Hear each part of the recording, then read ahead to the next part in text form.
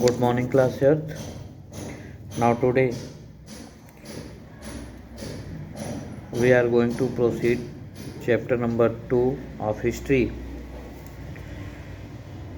Before this, we have also studied about the European trading companies in India. So, in them, the first one is the Portuguese.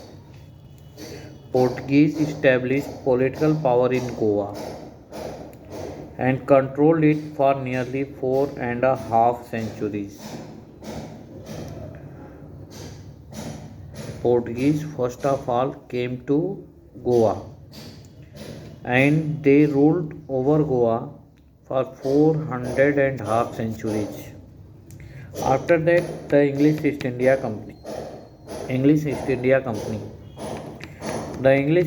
Company was a group of 9 companies formed in 1600.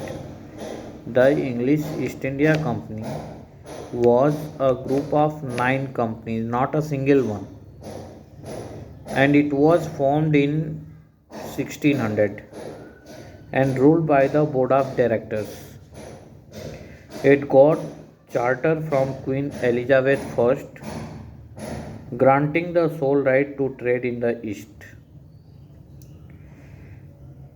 Whatever the charter signed by Queen Elizabeth I, the charter the charter mm, allowed to trade in the East.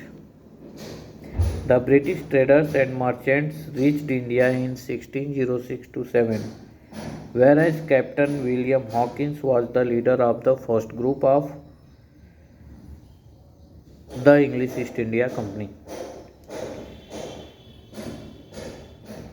Sir Thomas Roe got the permission from the Mughal Emperor Jahangir at second attempt to establish their factory at Surat. Later on, they established factories and settlements at Masulipatanam, Patna, Dhaka, Madras, Bombay, Calicut, Sutanuti, and Govindpur. In 1691, the English got a Shahi Farman from the Mughal Emperor Aurangzeb, which exempted the British company from paying custom duties in Bengal. The Farman granted by the Mughal Emperor Farrukhsiyar in 1717 extended the privileges to the British in Gujarat and Deccan.